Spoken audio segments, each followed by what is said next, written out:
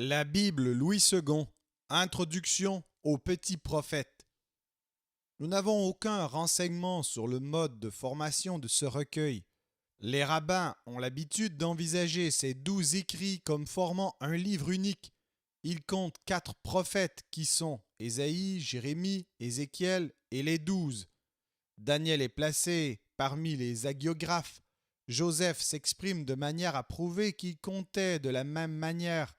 Grégoire de Nazianze dit expressément « Les 12 ne forment qu'un seul livre ». En constatant, comme nous le ferons, que les prophètes subséquents ont fréquemment employé les écrits de leurs devanciers, nous serons conduits à supposer que ces livres étaient recueillis et rassemblés à mesure qu'ils étaient publiés, et il est assez naturel d'admettre que les auteurs de ce recueil appartenaient à ces écoles de prophètes que fonda Samuel et que nous retrouvons au temps d'Élie et d'Élisée. L'ordre des petits prophètes. Cet ordre est le même dans le texte hébreu et dans la tradition grecque, si ce n'est que dans cette dernière, Michée occupe le 3e rang, tandis que Joël est reculé jusqu'au 4e, Osée, Amos, Michée, Joël. L'ordre suivi par nos traductions françaises est celui du texte hébreu. Cet ordre est à peu près chronologique. D'abord, ceux qui sont antérieurs à l'époque où les Chaldéens interviennent dans les affaires de la Palestine, Osée, Joël, Amos, Abdias, Jonas, Michée et Nahum, puis ceux de la période chaldéenne, Habacuc, Sophonie. Enfin, ceux de l'époque persane, Agé, Zacharie et Malachie. Il est probable qu'Osée a été placé en tête du recueil à cause de la grandeur et de l'importance de son livre. Selon l'ordre purement chronologique, on les rangerait à peu près comme suit: Abdias, Joël, Amos, Osée, Michée, Jonas, Nahum, Sophonie, Habacuc, Agé, Zacharie et Malachie.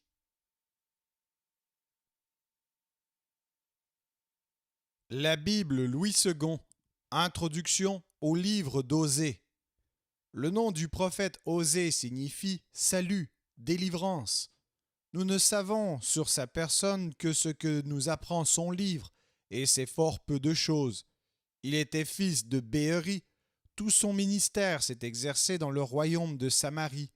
Juda est mentionné assez fréquemment, sans doute, mais on s'aperçoit aisément que le prophète n'en parle qu'incidemment, et pour le mettre en parallèle avec le royaume d'Israël. Jérusalem n'est pas nommé une seule fois. C'est le royaume des 10 tribus qui occupe surtout le prophète et dont les localités sont le plus souvent citées: Gilgal, Bethel, Galaad, etc. Osée paraît connaître certains traits particuliers de l'histoire de Sichem, et, ce qui est plus concluant encore, le royaume de Samarie est appelé le pays et son roi notre roi. Osée était donc citoyen de ce royaume et n'y a pas été seulement en passage comme Amos. Tandis que quelques pères de l'Église affirment qu'Osée est mort dans sa patrie, la tradition juive rapporte qu'il a terminé ses jours à Babylone et que son corps, transporté sur un chameau, a été inhumé en Galilée. Ces légendes n'ont aucune base certaine. Osée commença son ministère sous le règne de Jéroboam II. Ce vaillant monarque appartenait à la dynastie de Jéhu qui avait renversé celle d'Akab. Jéhu avait reçu d'Élisée l'ordre d'exterminer toute la famille d'Akab afin d'abolir ensuite le culte de Baal, mais il s'était arrêté à moitié chemin dans l'exécution de cet ordre, soit qu'il n'osa pas ou ne voulut pas s'attaquer au culte des veaux d'or.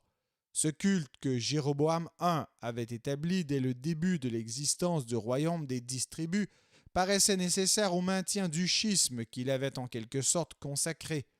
Aucun monarque, dès lors, pas même Jéhu, n'eut le courage de le supprimer. On craignait toujours qu'une fois les veaux d'or enlevés, le peuple ne retournât à Jérusalem et ne se rattachât à la dynastie de David. La conduite de Jéhu ayant été partagée entre l'obéissance et l'infidélité, Dieu, de son côté, ne put faire en sa faveur tout ce qu'il aurait fait pour un serviteur docile. Jéhu avait obéi en abolissant le culte de Baal et en châtiant la famille d'Akab. il reçut en échange la promesse que 4 de ses descendants occuperaient après lui le trône de Samarie. D'autre part, il avait été infidèle en laissant subsister les veaux d'or. Un châtiment lui fut infligé par l'invasion des Syriens qui commença déjà de son vivant. Tout le pays de Galaad fut occupé par l'ennemi. Joachaz, fils de Jéhu, fut encore plus profondément humilié. Il se vit attaqué par les Syriens jusque dans le centre de son pays. Il cria à l'Éternel qui lui promit de susciter un libérateur. Sous Joas, en effet, fils de Joachaz, le relèvement d'Israël commença. Les Syriens furent refoulés au-delà du Jourdain. Juda même, avec lequel il était aussi en guerre, fut vaincu. Enfin, Jéroboam II, fils de Joas, monta sur le trône et régna sur ce petit État avec un éclat inconnu auparavant et qui ne fut plus atteint depuis. Les Syriens perdirent même ce qu'ils avaient conquis à l'est du Jourdain, dans le pays de Galaad, et furent envahis à leur tour. La frontière du royaume de Samarie s'étendait à ce moment jusqu'à Damas et à la vallée de Hamath au nord et jusqu'à la mer Morte au sud. Mais en même temps, cette grande prospérité amena à l'intérieur le luxe et des excès de tout genre. Le culte de Baal s'introduisit subrepticement. Sous des dehors brillants, le corps de la nation se corrompait toujours plus profondément. Cependant l'Éternel patientait encore. Ses promesses étaient là. Il avait annoncé qu'un 4e rejeton de Jéhu occuperait encore le trône. Zacharie succéda à son père Jéroboam II, mais son règne ne dura que 6 mois, et avec ce roi s'éteignit cette dynastie de Jéhu, qui s'était distinguée par l'énergie des caractères et par les capacités militaires et avait donné lieu à de si hautes espérances. À peine le dernier représentant de cette famille a-t-il disparu de la scène que les conspirations et les meurtres règnent dans ce malheureux pays. Zacharie est assassiné et après lui se succèdent rapidement Salum, Menahem, Pekashia, Pekak, Osée. Avec l'anarchie marche de pair l'ivrognerie, la débauche, l'adultère, le meurtre, jusqu'à ce que la patience de Dieu, arrivant à son terme, ce malheureux peuple entièrement dévoyé soit vaincu par les Assyriens et ses restes déportés en Orient. C'est dès le règne de Menahem que nous constatons les premières traces de l'intervention des Assyriens dans l'histoire d'Israël. 2 partis se forment depuis ce moment. L'un croit pouvoir s'appuyer sur la Syrie, l'autre redoute cet immense empire et cherche un appui auprès de l'Égypte. Ce fut ce dernier parti qui amena la ruine de Samarie. Le roi Osée, tributaire du roi d'Assyrie, ayant conclu une alliance avec l'Égypte, se révolta. Il fut aussitôt écrasé par Salmanasar, dont il avait tenté de secouer le joug. Le début du ministère d'Osée nous place à l'époque du règne de Jéroboam II, de 824 à 783 avant Jésus-Christ.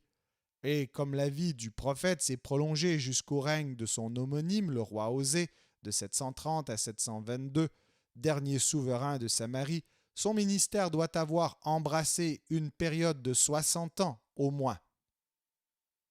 Le titre complet du livre porte « La parole de l'Éternel qui fut adressée à Osée, fils de Béhéri, au temps d'Ozias, de Jotham, d'Akaz et d'Ézéchias, roi de Juda, et au temps de Jéroboam, fils de Joas, roi d'Israël. » La mention des 4 rois de Juda étonne. On se demande pourquoi les rois de Juda sont nommés dans le titre d'un livre qui traite essentiellement du royaume de Samarie. On pourrait penser que le prophète a agi ainsi parce qu'à ses yeux, la dynastie de David continuait à être la seule légitime. Mais dans ce cas, Jéroboam II devrait-il être nommé? Il faudrait expliquer la mention de ce souverain par le caractère exceptionnellement important de son règne. On a aussi supposé que la mention des rois de Juda ne faisait pas partie du titre primitif et qu'elle a été ajoutée par ceux qui ont formé le recueil des prophètes afin de rappeler le titre tout semblable d'Ésaïe et de faire comprendre indirectement qu'Osée, le plus grand prophète d'Israël, avait été le contemporain du plus grand prophète de Juda. Le titre primitif aurait donc été « Parole de l'Éternel qui fut adressée à Osée, fils de Béeri, au temps de Jéroboam, fils de Joas, roi d'Israël. » Quand Osée fut envoyé par l'Éternel à Israël, ce peuple se trouvait dans un état de double infidélité, défection de son Dieu par l'idolâtrie régnante, défection de son roi légitime, du roi de Juda, descendant de David par le schisme politique. Le contenu de l'écrit est en rapport constant avec ce double péché, le culte des veaux d'or et même de Baal et la séparation d'avec le souverain légitime. Cet état anormal est aux yeux du prophète le principe de tous ces autres péchés, la cause réelle de la ruine qui le menace. Ce n'est donc qu'autant que ce double interdit sera ôté, que les promesses de Dieu pourront reprendre leur cours et marcher à leur accomplissement final. Le livre se divise en deux parties, chapitres 1 à 3 et chapitres 4 à 14. Dans la première, que nous intitulons « L'adultère d'Israël », l'idolâtrie et les nombreuses défections du peuple sont dépeintes sous la forme symbolique de deux mariages successifs du prophète avec des femmes de mauvaise vie. Cette première prophétie a été prononcée du temps de Jéroboam II. En effet, la dynastie de Jéhu est encore sur le trône, mais ce n'est plus pour longtemps. La prospérité mentionnée et la sécurité charnelle qui en résulte ne sont plus retrouvées dès lors dans de telles proportions. La seconde partie est un recueil de discours dans lesquels n'apparaît plus la forme symbolique qui régnait dans la première. Comme elle forme une suite continue sans point d'arrêt bien marqué, on a supposé que le prophète avait dû la rédiger d'un seul jet, et cela sans doute à la fin de sa carrière, comme résumé de son long ministère. Il ne faut cependant pas insister trop sur ces divisions. Le génie d'Osée ne s'astreint pas à une marche et à un ordre absolument régulier, car la nature d'Osée est ardente. Il est comme fou de douleur en voyant son peuple sourd à ses reproches et courant de gaieté de cœur à sa ruine. Mais son profond amour ne peut se taire longtemps. Il ne saurait se résoudre à terminer un seul de ses discours par la menace, et souvent, en dehors de tout lien avec ce qui précède, la promesse du salut fait explosion. Puis la réalité le rappelle au devoir de la répréhension, jusqu'à ce qu'enfin, le trésor des menaces étant épuisé, la grâce peut l'emporter définitivement, au chapitre 14. Ce caractère ému de la prophétie d'Osée explique peut-être en partie ce qu'il y a de brusque et de saccadé dans son langage. Les images, toujours hardies et colorées, sont parfois jetées plus tôt que développées et restent obscures. Le style d'une extrême concision paraît embarrassé, énigmatique. On se heurte à des aspérités et à des tournures de phrases étranges. C'est comme si les termes usuels ne lui suffisaient pas pour exprimer le trop-plein de ses pensées. La vivacité de ses impressions est telle qu'il passe d'une idée à l'autre sans lien apparent. Le blâme, l'indignation, l'amour bouillonnent à la fois dans son cœur. Il faut qu'il leur donne essor. On est profondément remué en assistant à cette lutte qui se livre dans le cœur d'Osée. D'un côté, sa mission est la même que celle de Jérémie. Comme lui, il voit venir la catastrophe inévitable et il a la tâche de la justifier plutôt que de l'empêcher. Mais d'autre part, il rappelle plutôt Ésaïe par la virilité de son caractère et l'éclat de son langage. On pourrait dire qu'il est à la fois l'Ésaïe et le Jérémie des 10 tribus. Il ne lui a pas été donné d'ajouter quelques traits nouveaux à la figure du roi Messie. C'est plutôt sous une forme impersonnelle que se présente à ses yeux le tableau des derniers jours. Il en est de même des autres prophètes du royaume des 10 tribus, peut-être parce que cet État n'était pas en relation directe avec la famille de David à laquelle se rattachait l'attente du Messie personnel.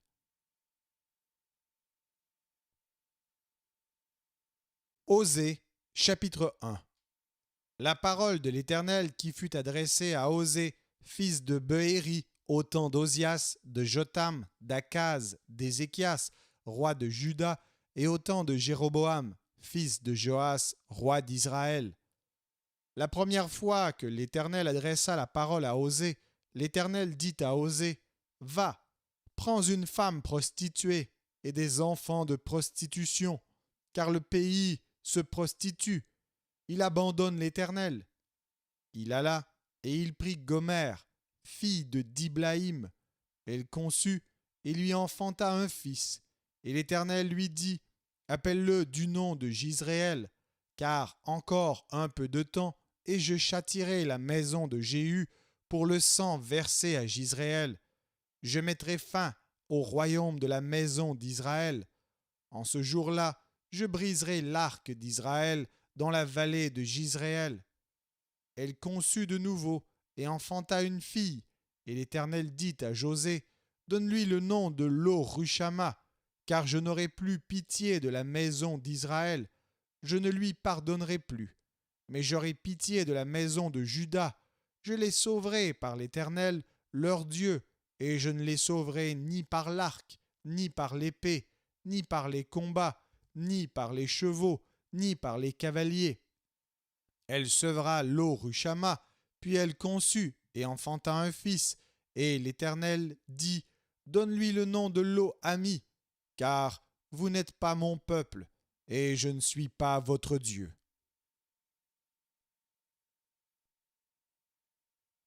Osée, chapitre 2. Cependant, le nombre des enfants d'Israël sera comme le sable de la mer, qui ne peut ni se mesurer, ni se compter. Et au lieu qu'on leur disait, « Vous n'êtes pas mon peuple », on leur dira, « Fils du Dieu vivant ». Les enfants de Juda et les enfants d'Israël se rassembleront, se donneront un chef et sortiront du pays, car grande sera la journée de Jizréel. Dites à vos frères, amis, et à vos sœurs, Rushama, plaidez, plaidez contre votre mère, car elle n'est point ma femme, et je ne suis point son mari. Qu'elle ôte de sa face ses prostitutions, et de son sein ses adultères, sinon je la dépouille à nu, je la mets comme au jour de sa naissance, je la rends semblable à un désert, à une terre aride, et je la fais mourir de soif, et je n'aurai pas pitié de ses enfants, car ce sont des enfants de prostitution. Leur mère s'est prostituée. Celle qui les a conçus s'est déshonorée, car elle a dit, « J'irai après mes amants qui me donnent mon pain et mon eau, ma laine et mon lin, mon huile et ma boisson. » C'est pourquoi, voici, je vais fermer son chemin avec des épines et y élever un mur, afin qu'elle ne trouve plus ses sentiers. Elle poursuivra ses amants et ne les atteindra pas. Elle les cherchera et ne les trouvera pas. Puis elle dira, « J'irai et je retournerai vers mon premier mari, car alors j'étais plus heureuse que maintenant. » Elle n'a pas reconnu que c'était moi qui lui donnais le blé, le mou et l'huile. Et l'on a consacré au service de Baal l'argent et l'or que je lui prodiguais. C'est pourquoi je reprendrai mon blé en son temps et mon mou dans sa saison, et j'enlèverai ma laine et mon lin qui devaient couvrir sa nudité. Et maintenant je découvrirai sa honte aux yeux de ses amants, et nul ne la délivrera de ma main. Je ferai cesser toute sa joie, ses fêtes, ses nouvelles lunes, ses sabbats et toutes ses solennités. Je ravagerai ses vignes et ses figuiers dont elle disait, « C'est le salaire que m'ont donné mes amants. » Je les réduirai en une forêt, et les bêtes des champs les dévoreront. Je la châtierai pour les jours où elle encensait les Baals et où elle se parait de ses anneaux et de ses colliers, allait après ses amants et m'oubliait, dit l'Éternel. C'est pourquoi, voici, je veux la tirer et la conduire au désert, et je parlerai à son cœur. Là, je lui donnerai ses vignes et la vallée d'Accord comme une porte d'espérance, et là, elle chantera comme au temps de sa jeunesse, et comme au jour où elle remonta du pays d'Égypte. En ce jour-là, dit l'Éternel, tu m'appelleras mon mari, et tu ne m'appelleras plus mon maître. J'ôterai de sa bouche les noms des Baals, afin qu'on ne les mentionne plus par leur nom. En ce jour-là, je traiterai pour eux une alliance avec les bêtes des champs, les oiseaux du ciel et les reptiles de la terre. Je briserai dans le pays l'arc, l'épée et la guerre, et je les ferai reposer avec sécurité. Je serai ton fiancé pour toujours, je serai ton fiancé par la justice, la droiture, la grâce et la miséricorde. Je serai ton fiancé par la fidélité, et tu reconnaîtras l'Éternel. En ce jour-là, j'exaucerai, dit l'Éternel, j'exaucerai les cieux, et ils exauceront la terre. La terre exaucera le blé, le mou et l'huile, et ils exauceront Jisraël. Je planterai pour moi l'eau Rushama dans le pays, et je lui ferai miséricorde. Je dirai à l'Oami, tu es mon peuple, et il répondra, mon Dieu.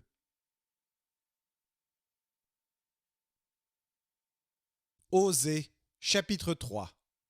L'Éternel me dit, va encore, et aime une femme aimée d'un amant et adultère. Aime-la comme l'Éternel aime les enfants d'Israël, qui se tournent vers d'autres dieux et qui aiment les gâteaux de raisin. Je l'achetai pour 15 cycles d'argent, un homère d'orge et un léthec d'orge.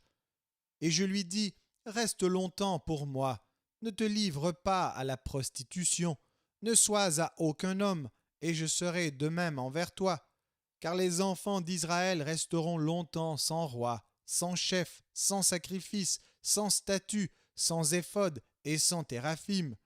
Après cela, les enfants d'Israël reviendront, ils chercheront l'Éternel leur Dieu, et David leur roi, et ils tressailleront à la vue de l'Éternel et de sa bonté dans la suite des temps.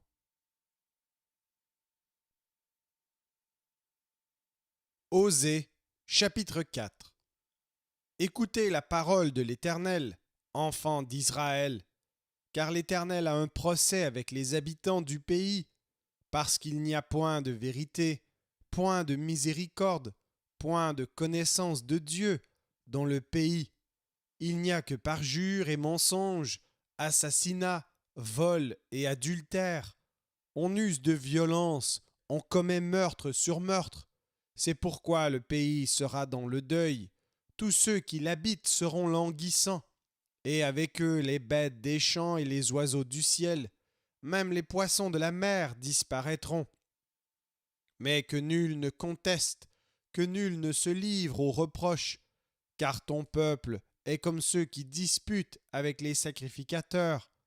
Tu tomberas de jour, le prophète avec toi tombera de nuit, et je détruirai ta mère. Mon peuple est détruit parce qu'il lui manque la connaissance. Puisque tu as rejeté la connaissance, je te rejetterai, et tu seras dépouillé de mon sacerdoce, puisque tu as oublié la loi de ton Dieu. J'oublierai aussi tes enfants. Plus ils se sont multipliés, plus ils ont péché contre moi. Je changerai leur gloire en ignominie. Ils se repaissent des péchés de mon peuple. Ils sont avides de ses iniquités. Il en sera du sacrificateur comme du peuple. Je le châtierai selon ses voies. Je lui rendrai selon ses œuvres. Ils mangeront sans se rassasier. Ils se prostitueront sans se multiplier, parce qu'ils ont abandonné l'Éternel et ses commandements. La prostitution, le vin et le mou font perdre le sens. Mon peuple consulte son bois, et c'est son bâton qui lui parle, car l'esprit de prostitution égare, et ils se prostituent loin de leur Dieu. Ils sacrifient sur le sommet des montagnes, ils brûlent de l'encens sur les collines, sous les chênes, les peupliers, les térébinthes, dont l'ombrage est agréable. C'est pourquoi vos filles se prostituent, et vos belles-filles sont adultères. Je ne punirai pas vos filles parce qu'elles se prostituent, ni vos belles-filles parce qu'elles sont adultères, car eux-mêmes vont à l'écart avec des prostituées, et sacrifient avec des femmes débauchées. Le peuple insensé court à sa perte. Si tu te livres à la prostitution, ô Israël, que Juda ne se rende pas coupable, n'allez pas à Gilgal, ne montez pas à Beth-Aven, et ne jurez pas, l'Éternel est vivant, parce qu'Israël se révolte comme une génisse indomptable. Maintenant l'Éternel le fera paître comme un agneau dans de vastes plaines. Éphraïm est attaché aux idoles, laisse-le. À peine ont-ils cessé de boire qu'ils se livrent à la prostitution. Leurs chefs sont avides d'ignominie. Le vent les enveloppera de ses ailes et ils auront honte de leurs sacrifices.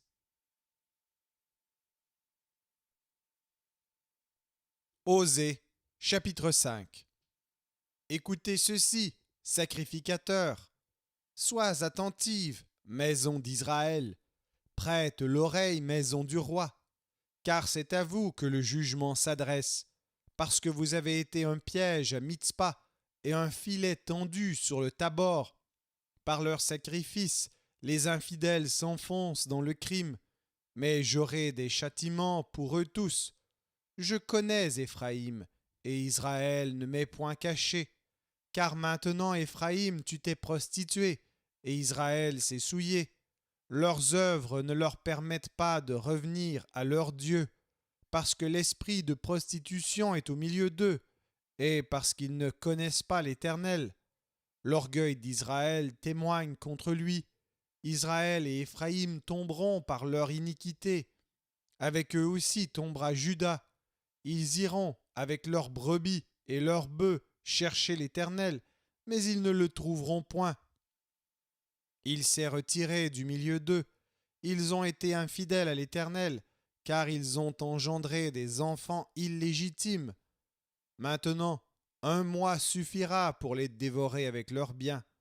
Sonnez de la trompette à Gibéa, sonnez de la trompette à Rama, poussez des cris à Beth-Aven.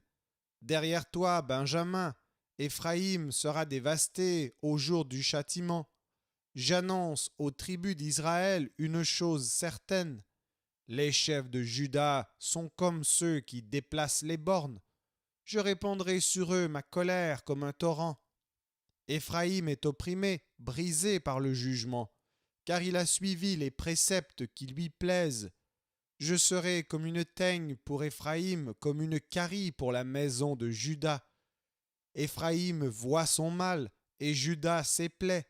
Éphraïm se rend en Assyrie et s'adresse au roi Jareb, mais ce roi ne pourra ni vous guérir, ni porter remède à vos plaies. Je serai comme un lion pour Éphraïm, comme un lionceau pour la maison de Juda. Moi, je déchirerai, puis je m'en irai. J'emporterai, et nul n'enlèvera ma proie. Je m'en irai, je reviendrai dans ma demeure, jusqu'à ce qu'ils s'avouent coupables et cherchent ma face. Quand ils seront dans la détresse, ils auront recours à moi.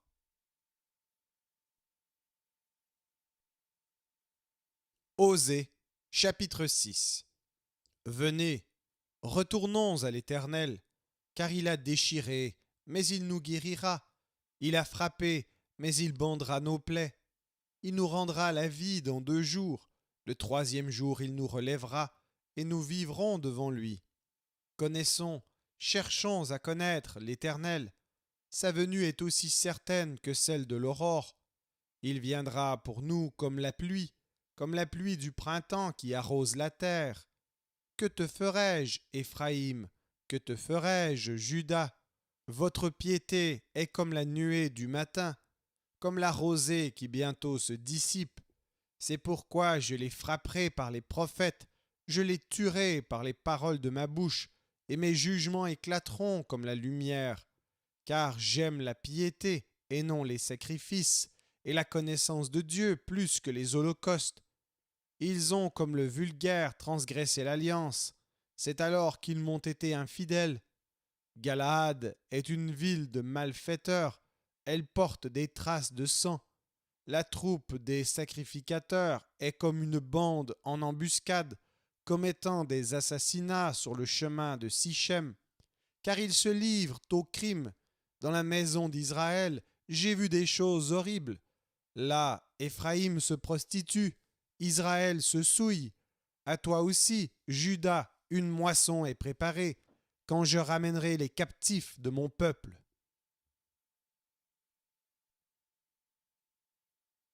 Osée, chapitre 7. Lorsque je voulais guérir Israël, l'iniquité d'Éphraïm et la méchanceté de Samarie se sont révélées, car ils ont agi frauduleusement. Le voleur est arrivé, La bande s'est répandue au dehors. Ils ne se disent pas dans leur cœur que je me souviens de toute leur méchanceté. Maintenant leurs œuvres les entourent, elles sont devant ma face. Ils réjouissent leur roi par leur méchanceté, et les chefs par leurs mensonges. Ils sont tous adultères, semblables à un four chauffé par le boulanger. Il cesse d'attiser le feu depuis qu'il a pétri la pâte jusqu'à ce qu'elle soit levée. Au jour de notre roi, les chefs se rendent malades par les excès du vin. Le roi tend la main aux moqueurs. Ils appliquent aux embûches leur cœur pareil à un four. Toute la nuit dort leur boulanger, et au matin le four brûle comme un feu embrasé. Ils sont tous ardents comme un four, et ils dévorent leurs juges. Tous leurs rois tombent, aucun d'eux ne m'invoque. Éphraïm se mêle avec les peuples. Éphraïm est un gâteau qui n'a pas été retourné. Des étrangers consument sa force, et il ne s'en doute pas. La vieillesse s'empare de lui, et il ne s'en doute pas. L'orgueil d'Israël témoigne contre lui. Ils ne reviennent pas à l'Éternel, leur Dieu, et ils ne le cherchent pas, malgré tout cela. Éphraïm est comme une colombe stupide, sans intelligence. Ils implorent l'Égypte, ils vont en Assyrie. S'ils partent, j'étendrai sur eux mon filet. Je les précipiterai comme les oiseaux du ciel. Je les châtierai comme ils en ont été avertis dans leur assemblée. Malheur à eux, parce qu'ils me fuient. Ruine sur eux, parce qu'ils me sont infidèles. Je voudrais les sauver, mais ils disent contre moi des paroles mensongères. Ils ne crient pas vers moi dans leur cœur, mais ils se lamentent sur leurs couches. Ils se rassemblent pour avoir du blé et du mou, et ils s'éloignent de moi. Je les ai châtiés, j'ai fortifié leurs bras, et ils méditent le mal contre moi. Ce n'est pas au Très-Haut qu'ils retournent, ils sont comme un arc trompeur. Leurs chefs tomberont par l'épée à cause de l'insolence de leur langue. C'est ce qui les rendra un objet de risée dans le pays d'Égypte. Osée, chapitre 8. Embouche la trompette. L'ennemi fond comme un aigle sur la maison de l'Éternel. Parce qu'ils ont violé mon alliance et transgressé ma loi, ils crieront vers moi. Mon Dieu, nous te connaissons, nous, Israël. Israël a rejeté le bien, l'ennemi le poursuivra. Ils ont établi des rois sans mon ordre et des chefs à mon insu. Ils ont fait des idoles avec leur argent et leur or. C'est pourquoi ils seront anéantis. L'Éternel a rejeté ton veau, Samarie. Ma colère s'est enflammée contre eux. Jusque à quand refuseront-ils de se purifier? Il vient d'Israël, un ouvrier l'a fabriqué, et ce n'est pas un dieu. C'est pourquoi le veau de Samarie sera mis en pièces. Puisqu'ils ont semé du vent, ils moissonneront la tempête. Ils n'auront pas un épi de blé. Ce qui poussera ne donnera point de farine, et s'il y en avait, des étrangers la dévoreraient. Israël est anéanti. Ils sont maintenant parmi les nations comme un vase qui n'a pas de prix. Car ils sont allés en Assyrie comme un âne sauvage qui se tient à l'écart. Éphraïm a fait des présents pour avoir des amis. Quand même ils font des présents parmi les nations, je vais maintenant les rassembler, et bientôt ils souffriront sous le fardeau du roi des princes. Éphraïm a multiplié les autels pour pécher, et ces autels l'ont fait tomber dans le péché. Que j'écrive pour lui toutes les ordonnances de ma loi, elles sont regardées comme quelque chose d'étranger. Ils immolent des victimes qu'ils m'offrent, et ils en mangent la chair. L'Éternel n'y prend point de plaisir. Maintenant l'Éternel se souvient de leur iniquité, et il punira leurs péchés. Ils retourneront en Égypte. Israël a oublié celui qui l'a fait, et a bâti des palais, et Juda a multiplié les villes fortes. Mais j'enverrai le feu dans leurs villes, et il en dévorera les palais.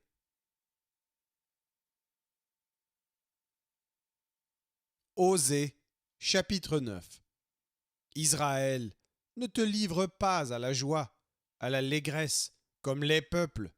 de ce que tu t'es prostitué en abandonnant l'Éternel, de ce que tu as aimé un salaire impur dans toutes les aires à blé. L'air et le pressoir ne les nourriront pas, et le mou leur fera défaut. Ils ne resteront pas dans le pays de l'Éternel. Éphraïm retournera en Égypte, et ils mangeront en Assyrie des aliments impurs. Ils ne feront pas à l'Éternel des libations de vin. Elles ne lui seraient point agréables. Leurs sacrifices seront pour eux comme un pain de deuil. Tous ceux qui en mangeront se rendront impurs, car leur pain ne sera que pour eux. Il n'entrera point dans la maison de l'Éternel. Que ferez-vous au jour solennel, au jour des fêtes de l'Éternel? Car voici, ils partent à cause de la dévastation. L'Égypte les recueillera, Moph leur donnera des sépulcres. Ce qu'ils ont de précieux, leur argent, sera la proie des ronces, et les épines croîtront dans leurs tentes. Ils arrivent, les jours du châtiment, ils arrivent, les jours de la rétribution. Israël va l'éprouver. Le prophète est fou, l'homme inspiré à le délire, à cause de la grandeur de tes iniquités et de tes rébellions. Éphraïm est une sentinelle contre mon Dieu, le prophète un filet d'oiseleur, et sur toutes ses voies un ennemi dans la maison de son Dieu. Ils sont plongés dans la corruption comme au jour de Gibéa. L'Éternel se souviendra de leur iniquité, il punira leurs péchés. J'ai trouvé Israël comme des raisins dans le désert. J'ai vu vos pères comme les premiers fruits d'un figuier. Mais ils sont allés vers Baal-Peor. Ils se sont consacrés à l'infâme idole, et ils sont devenus abominables comme l'objet de leur amour. La gloire d'Éphraïm s'envolera comme un oiseau. Plus de naissance, plus de grossesse, plus de conception. S'ils élèvent leurs enfants, je les en priverai avant qu'ils soient des hommes. Et malheur à eux quand je les abandonnerai. Éphraïm, aussi loin que portent mes regards du côté de Tyr, est planté dans un lieu agréable. Mais Éphraïm mènera ses enfants vers celui qui les tuera. Donne-leur, ô Éternel, que leur donnes-tu? Donne-leur un sein qui avorte et des mamelles desséchées. Toute leur méchanceté se montre à Gilgal. C'est là que je les ai pris en aversion, à cause de la malice de leurs œuvres. Je les chasserai de ma maison, je ne les aimerai plus. Tous leurs chefs sont des rebelles. Éphraïm est frappé, sa racine est devenue sèche. Ils ne porteront plus de fruits, et s'ils ont des enfants, je ferai périr les objets de leur tendresse. Mon Dieu les rejettera parce qu'ils ne l'ont pas écouté, et ils seront errants parmi les nations.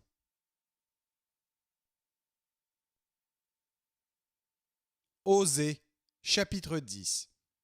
Israël était une vigne féconde qui rendait beaucoup de fruits. Plus ses fruits étaient abondants, plus il a multiplié les autels, plus son pays était prospère, plus il a embelli les statues. Leur cœur est partagé, ils vont en porter la peine. L'Éternel renversera leurs autels, détruira leurs statues, et bientôt ils diront: Nous n'avons point de roi, car nous n'avons pas craint l'Éternel. Et le roi, que pourrait-il faire pour nous? Il prononce des paroles vaines, des serments faux, lorsqu'il conclut une alliance. Aussi le châtiment germera comme une plante vénéneuse dans les sillons des champs. Les habitants de Samarie seront consternés au sujet des veaux de Beth-Aven. Le peuple mènera deuil sur l'idole, et ses prêtres trembleront pour elle, pour sa gloire qui va disparaître du milieu d'eux. Elle sera transportée en Assyrie pour servir de présent au roi Jareb. La confusion saisira Éphraïm, et Israël aura honte de ses desseins. C'en est fait de Samarie, de son roi, comme de l'écume à la surface des eaux. Les hauts lieux de Beth-Aven où Israël a péché seront détruits. L'épine et la ronce croîtront sur leurs autels. Ils diront aux montagnes: Couvrez-nous, et aux collines: Tombez sur nous. Depuis les jours de Gibéa, tu as péché, Israël. Là ils restèrent debout. La guerre contre les méchants ne les atteignit pas à Gibéa. Je les châtierai à mon gré, et des peuples s'assembleront contre eux.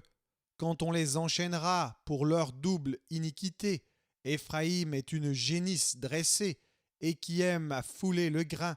Mais je m'approcherai de son beau cou, j'attellerai Éphraïm, Juda labourera, Jacob hercera.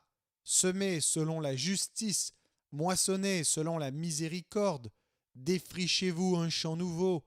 Il est temps de chercher l'Éternel, jusqu'à ce qu'il vienne et répande pour vous la justice. Vous avez cultivé le mal, moissonné l'iniquité, mangé le fruit du mensonge, car tu as eu confiance dans ta voix, dans le nombre de tes vaillants hommes.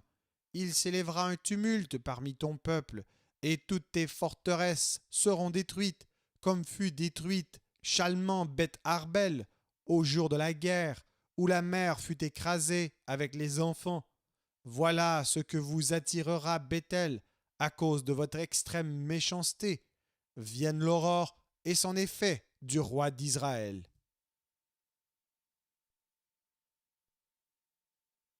Osée, chapitre 11. Quand Israël était jeune, je l'aimais, et j'appelais mon fils hors d'Égypte. Mais ils se sont éloignés de ceux qui les appelaient. Ils ont sacrifié au Baal et offert de l'encens aux idoles. C'est moi qui guidais les pas d'Éphraïm, le soutenant par ses bras, et ils n'ont pas vu que je les guérissais. Je les tirais avec des liens d'humanité, avec des cordages d'amour. Je fus pour eux comme celui qui aurait relâché le joug près de leur bouche, et je leur présentai de la nourriture. Ils ne retourneront pas au pays d'Égypte, mais l'Assyrien sera leur roi, parce qu'ils ont refusé de revenir à moi.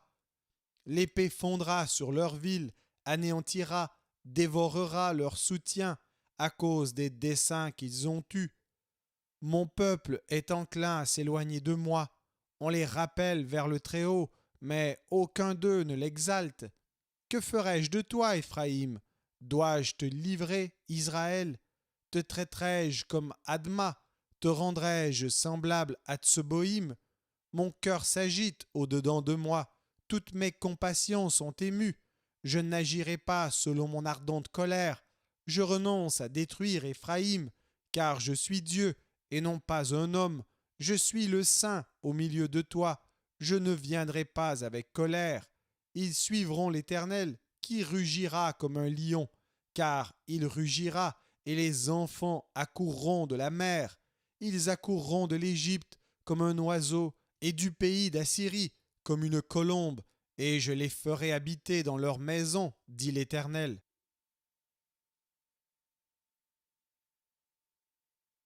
Osée, chapitre 12.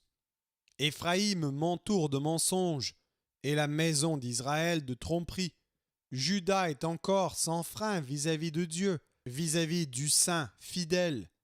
Éphraïm se repaît devant et poursuit le vent d'Orient. Chaque jour, il multiplie le mensonge et la violence. Il fait alliance avec la Syrie et on porte de l'huile en Égypte. L'Éternel est aussi en contestation avec Juda et il punira Jacob pour sa conduite. Il lui rendra selon ses œuvres.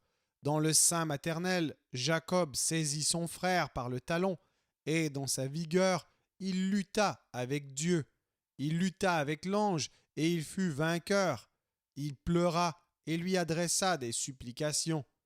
Jacob l'avait trouvé à Béthel, et c'est là que Dieu nous a parlé.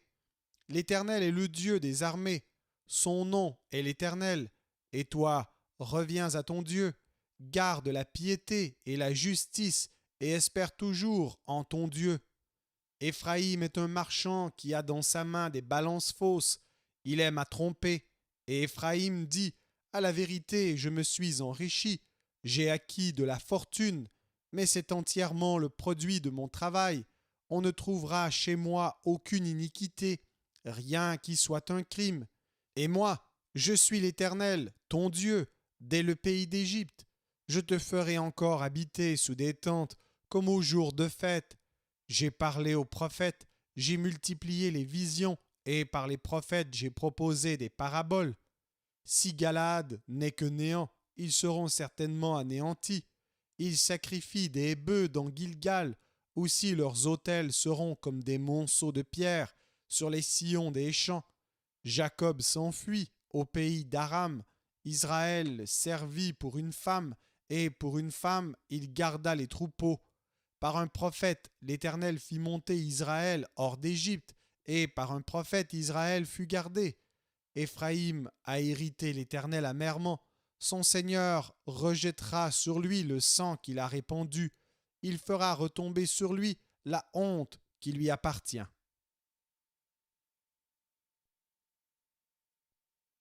Osée, chapitre 13. Lorsqu'Éphraïm parlait, c'était une terreur.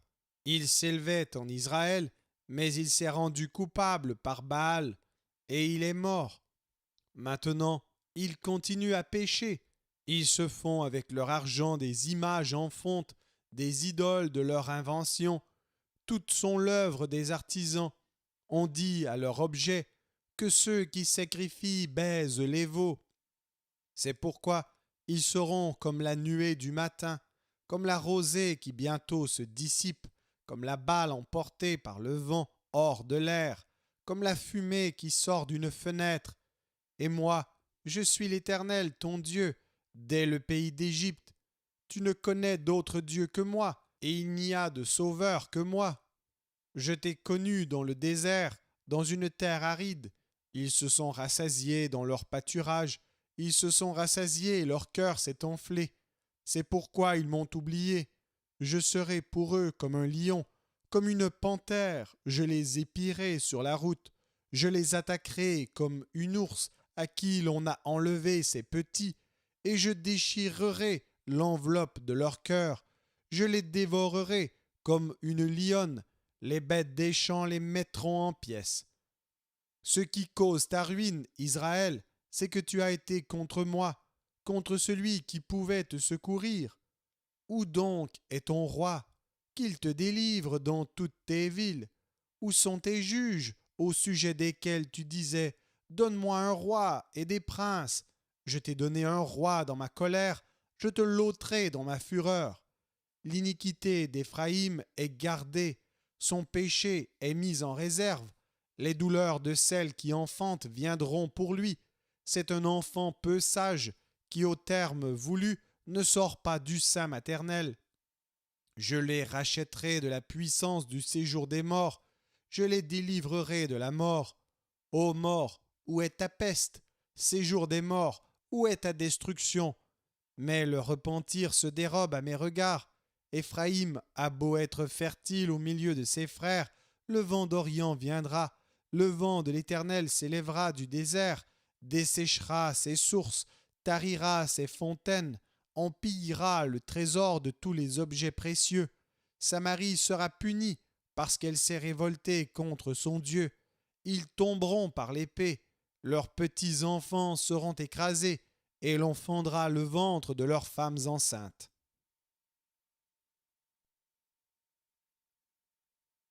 Osée, chapitre 14. Israël, reviens à l'Éternel ton Dieu, car tu es tombé par ton iniquité. Apportez avec vous des paroles et revenez à l'Éternel. Dites-lui, pardonne toutes les iniquités et reçois-nous favorablement. Nous t'offrirons au lieu de taureau l'hommage de nos lèvres. L'Assyrien ne nous sauvera pas, nous ne monterons pas sur des chevaux, et nous ne dirons plus à l'ouvrage de nos mains, notre Dieu, car c'est auprès de toi que l'orphelin trouve compassion. Je réparerai leur infidélité, j'aurai pour eux un amour sincère, car ma colère s'est détournée d'eux. Je serai comme la rosée pour Israël, il fleurira comme le lys, et il poussera des racines comme le Liban. Ses rameaux s'étendront, il aura la magnificence de l'olivier et les parfums du Liban. Ils reviendront s'asseoir à son ombre, ils redonneront la vie au froment, et ils fleuriront comme la vigne, ils auront la renommée du vin du Liban. Éphraïm, qu'ai-je à faire encore avec les idoles? Je l'exaucerai, je le regarderai, je serai pour lui comme un cyprès verdoyant. C'est de moi que tu recevras ton fruit. Que celui qui est sage prenne garde à ces choses, que celui qui est intelligent les comprenne, car les voies de l'Éternel sont droites, les justes y marcheront, mais les rebelles y tomberont.